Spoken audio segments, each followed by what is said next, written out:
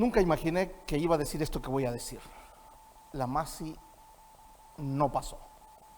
Digo que nunca lo imaginé porque si usted revisa un poco los editoriales que hice alrededor de este tema, siempre pensé que al final iba a pesar mucho la opinión de la embajada estadounidense, del propio gobierno norteamericano, de senadores republicanos y demócratas que han recomendado que siguiera la MASI. Igual pensé que iba a tener un peso importante en la decisión, lo que pensaba la Comunidad Económica Europea, que son importantes cooperantes del país. Y creí que eso al final iba a tener la suficiente influencia como para que el gobierno cediera y continuara con la MASI un periodo más. De verdad siempre lo pensé. Pero no, la han cancelado. Y creo que, como lo ha dicho Monseñor Garachana, se ha perdido una importante oportunidad de recibir ayuda. ¿Por qué no nos costaba nada la MASI en lo económico?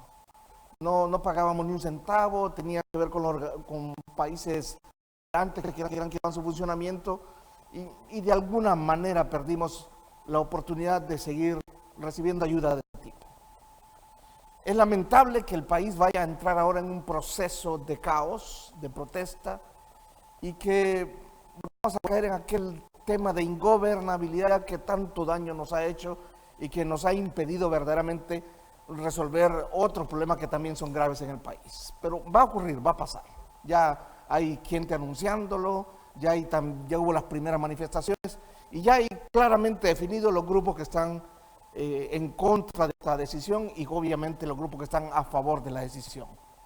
Una vez más volvemos a caer en la gran división que tiene el país.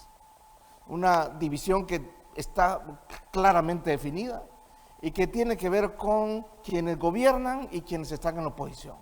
Y hoy, por supuesto, una gran cantidad de gente que no tiene nada que ver con gobierno y que también siente que debió continuar la MASI.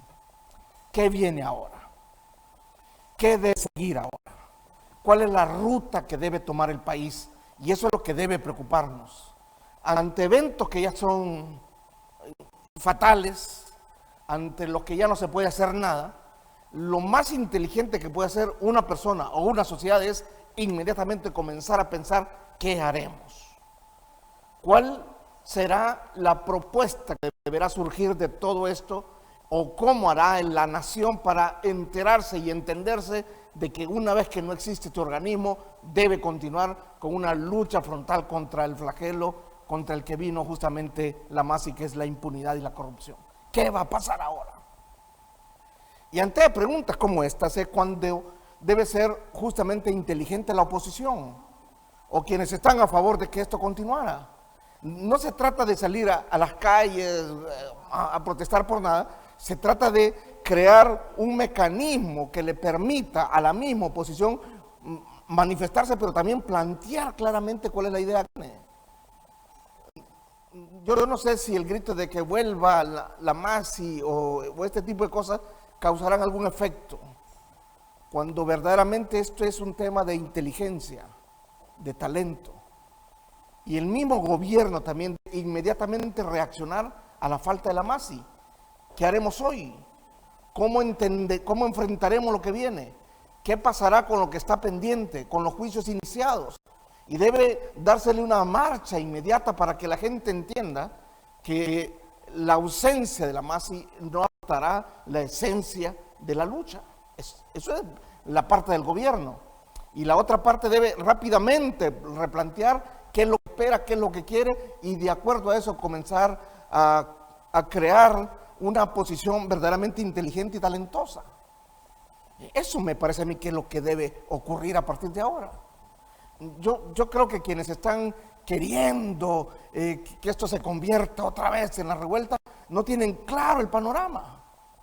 Porque ¿qué es lo que verdaderamente debe buscarse? Que la lucha no termine, que no sea nada, que no llegue hasta allí, que surja verdaderamente un propósito para que la nación sea capaz de sobrevivir por sí misma o con ayuda internacional, pero que quede clara cuál es la ayuda que se necesita y cómo debe ser evacuada.